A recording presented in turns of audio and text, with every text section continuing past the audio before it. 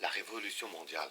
Pour avoir une suite ordonnée, ce récit a été conduit jusqu'au centenaire de Napoléon. Les réponses données par ce dernier clôturèrent la troisième période de l'histoire de Sion et en ouvrirent la quatrième, qui commença par la renonciation publique à la nationalité séparée et finit 90 ans plus tard par la réaffirmation publique de la nationalité séparée dans sa formule la plus extrême. Avant de poursuivre cette quatrième phase, le récit doit maintenant reculer de 20 ans jusqu'au début de la Révolution mondiale et considérer quel rôle, si elle n'en fut, jouèrent les Juifs. Le XIXe siècle en Occident différa des 18 siècles précédents de l'ère chrétienne, de par l'apparition de deux mouvements au but convergent qui arrivaient à la fin du siècle dominait toutes les affaires de l'Occident.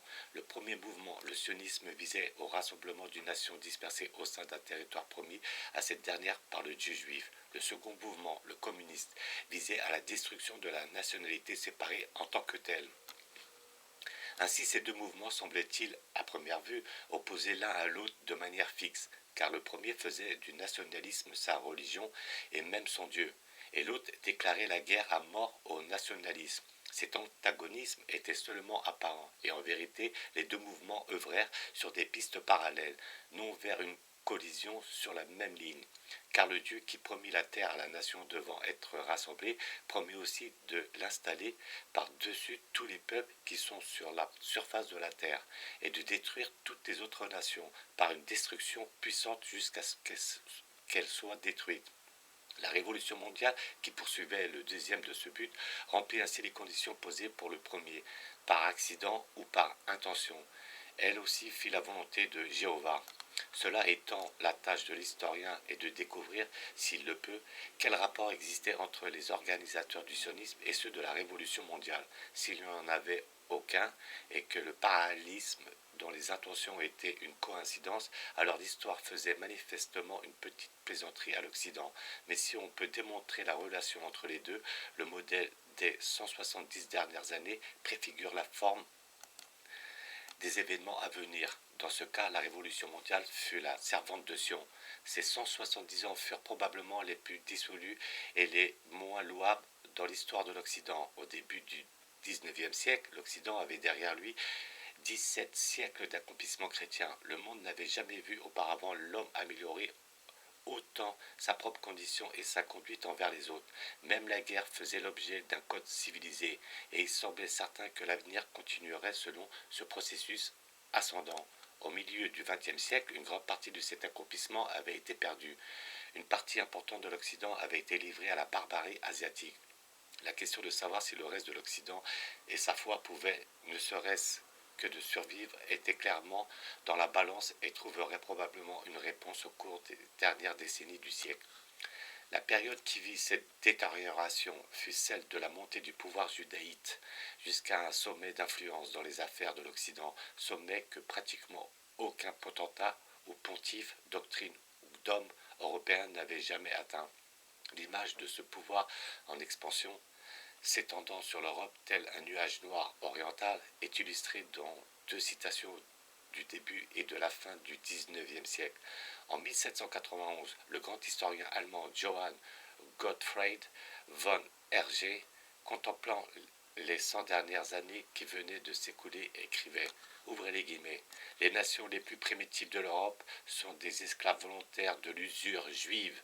Le peuple juif est et reste en Europe un peuple asiatique étranger à notre patrie du monde, attaché à cette antique loi qu'il a reçue dans un climat lointain et que selon sa propre confession il ne peut abolir. Il est indissolublement lié à une loi étrangère qui est hostile à tous les peuples étrangers. Le lecteur de journaux de 1807, quand il apprit les aveux fervents de notre nationalité de la part du Saint-Hédrin, aurait probablement rejeté von Herder comme fanatique ou même comme antisémite. Mais les années et les événements montrèrent que, comme d'autres avant lui, il n'était qu'un érudit disant la vérité. 100 ans plus tard, en 1899, un autre érudit, M. Houston Stewart Chamberlain, revint sur ce que Herder avait écrit et rapporta à propos de l'usurpation grandissante et continue du pouvoir. Ouvrez les guillemets, un grand changement a eu lieu. Les Juifs jouent en en Europe et partout où l'influence européenne s'étend, un rôle différent de celui qui jouait il y a 100 ans, tel que Victor Hone l'exprime. Nous vivons aujourd'hui dans une ère juive. Nous pouvons penser ce que nous voulons de l'histoire passée des Juifs. Leur histoire actuelle prend en réalité tant de place dans notre propre histoire que nous ne pouvons décemment refuser de les remarquer. L'élément étranger souligné par Eder est devenu de plus en plus saillant. L'influence directe du judaïsme sur le XIXe siècle apparaît pour la première fois comme une nouvelle influence dans l'histoire de la culture. Cela devient ainsi l'un des sujets brûlants du jour. Ce peuple étranger est devenu précisément au cours du XIXe siècle un constituant important de notre vie de manière disproportionnée et dans de nombreuses sphères véritablement dominantes. Herder dit que les nations d'Europe plus primitives étaient des esclaves volontaires de l'usure juive. Aujourd'hui, Eder pourrait dire la même chose de la partie de loin la plus importante de notre monde civilisé, nos gouvernements, notre loi, notre science, notre commerce, notre littérature, notre art, pratiquement toutes les branches de notre vie sont devenues les esclaves plus ou moins volontaires des Juifs et traînent des chaînes féodales enferrées à un pied en attendant qu'elles le soient aux deux. L'influence directe du judaïsme sur le XIXe siècle devient ainsi l'un des sujets brûlants du jour. Nous avons à traiter ici d'une question affectant non seulement le présent, mais aussi l'avenir du monde. Si l'influence juive devait prendre le dessus en Europe dans la sphère intellectuelle et culturelle, nous aurions un nouvel exemple de pouvoir négatif et destructeur. Telle fut l'évolution des choses sur 100 ans, de von Herder à Chamberlain. Les 3 dernières phrases sont un pronostic brillant, car Chamberlain n'avait pas vu les preuves que notre siècle apporta de la vérité de ce qu'il disait, à savoir, il ne vit pas cet exploit fantastique d'orchestration internationale à grande échelle en octobre 1917, où le communiste, le destructeur de la nationalité, et le sionisme, le créateur de la nation dominante, triomphèrent au même instant. Au cours des 60 ans qui ont passé depuis les propos de Chamberlain, le processus observé par lui-même et Herder a pris de l'ampleur et de la puissance. La question n'affecte plus simplement l'avenir du monde, elle nous accompagne chaque jour et nous n'avons aucun présent qui ne soit pas façonné par elle. Elle a déjà changé la nature du monde et de la destinée de l'homme au sein de ce dernier.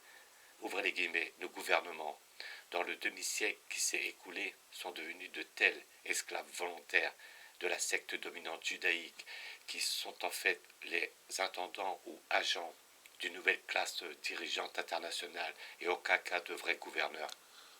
L'Occident en est venu à ce dilemme par la pression de 2 rouleaux compresseurs, le communisme et le sionisme, la révolution mondiale destructrice des nations et la nouvelle classe dirigeante créatrice de nations. L'une a incité la foule, l'autre a acquis le pouvoir sur les dirigeants. Ces 2 organisateurs sont-ils les mêmes ? Ce livre recherche à répondre à cette question dans les chapitres qui suivent. Ce qui est clair est que chaque étape de la ruine de l'Occident pendant ces 170 ans fut accompagnée par les étapes successives du retour en terre promise. C'est une indication d'un directorat commun qui est trop forte pour être mise de côté à moins qu'elle ne puisse être définitivement réfutée. Pour les masses païennes de la chrétienté, le processus qui commença par l'apparition de la Révolution mondiale en 1789 fut surtout un processus de bruit et de fureur, ne signifiant rien. Mais le chercheur perçoit que sur un rythme majestueux, ce processus accomplit la loi et les prophètes de Juda. Le XIXe siècle fut un siècle de conspiration dont ce que nous observons au XXe siècle est le résultat. La conspiration engendra le communisme et le sionisme, et ceux-ci prirent l'avenir de l'Occident entre ses tenailles. Quelles sont leurs origines ? Pourquoi ont-ils germé dans l'obscurité avant de percer ensemble à la surface au XIXe siècle ? Avaient-ils une racine commune ? La manière de répondre à la question est d'examiner les racines de chacun séparément et de découvrir si elles se rejoignent. Et le but de ce chapitre et du chapitre suivant est de suivre à la trace l'idée racine de la Révolution mondiale. La Révolution française fut la Révolution mondiale en action, non une révolution en France. Dès l'apparition de cet événement en France, aucun doute ne subsiste à cet égard. Auparavant, les gens pouvaient se permettre d'avoir des notions sur les paysans qui souffraient, incités au soulèvement soudain par les aristocrates arrogants, et ainsi de suite. Mais l'étude attentive du contexte de la Révolution française dissipe de telles illusions.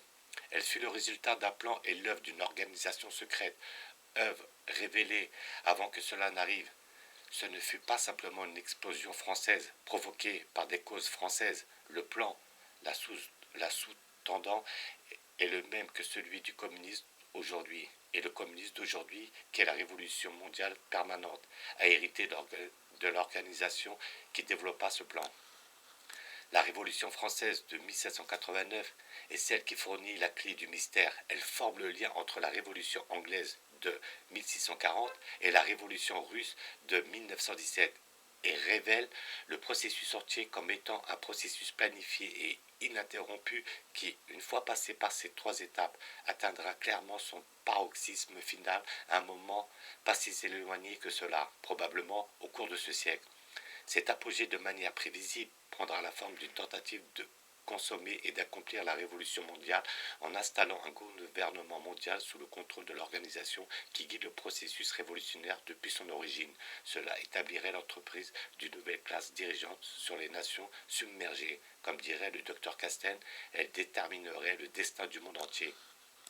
Cette image qui n'est apparue que lentement à mesure que les 3 siècles s'écoulaient, est aujourd'hui claire dans sa perspective historique, où chacune des 3 grandes révolutions est vue à la lumière projetée sur elle par la suivante.